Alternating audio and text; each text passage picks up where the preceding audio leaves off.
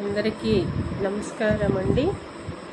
మహిళా కమిషనర్గా బాధ్యతలు స్వీకరించిన గౌరవ మహిళా కమిషన్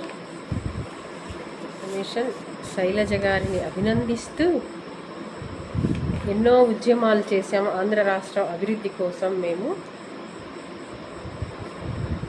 చాలాసార్లు ధర్నాలు, పోలీసులతోటి భావితరాలు బాగుండాలన్న కాన్సెప్ట్ తోటే మగవాళ్లతో పాటు మహిళల ముందుండి ఈ రాజధాని అభివృద్ధిలో పాటుపడినందుకు, మా మహిళల్లో ఒకళ్ళకి గౌరవం దక్కినందుకు అభినందిస్తూ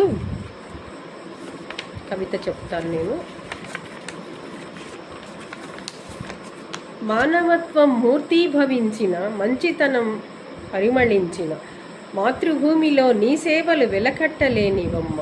రాష్ట్ర అభివృద్ధికి వీర వనితగా విశ్వమందు అమరావతి ఆడపడుచువై, అమరావతి అభివృద్ధియే నాద్వేయమంటూ రైతన్నలకు కొండంత అండగా నిలిచి రాష్ట్ర అభివృద్ధిలో పాటుపడి రాయపాటి వారి కీర్తిని నిలిపి భావితరాలకు బంగారు బాట వేయాలని అమరావతి రాజధాని కీర్తిని నిలిపి ఎన్నెన్నో పోరాటాలు చేసిన పోరాటాల పడతి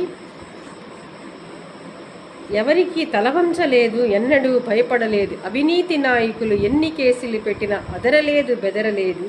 అవినీతి పాలన చరమగీతం పాడుదామంటూ చేయి చేయి కలిపి చైతన్యవంతులుగా చేసి శ్రీజాతికి వెలుగై నిలిచి, శ్రీజాతి అండగా నిలిచి శిరోమణివై ఈనాటి ఈ పదవి పేదల అభ్యున్నతకు, పేద ఆడబిడ్డలకు అండగా, కులమతాలకు అతీతంగా, పార్టీలకు అతీతంగా నీ సేవలు కొనియాడాలని కవయిత్రిగా నిన్ను దీవిస్తుందమ్మా, నిన్ను దీవిస్తుంది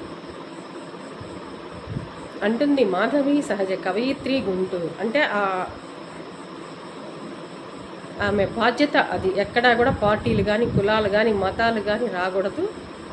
ఎక్కడ మహిళకు అన్యాయం జరిగితే అక్కడ మహిళా చేసి పెట్టి మేము 20 ఏళ్ళుగా మహిళలకి సేవ చేస్తున్నాము. తెలుగుదేశం పార్టీకి అనలేని సేవ అందించాము. ఇవాళ మనస్ఫూర్తిగా చాలా ఆనందంగా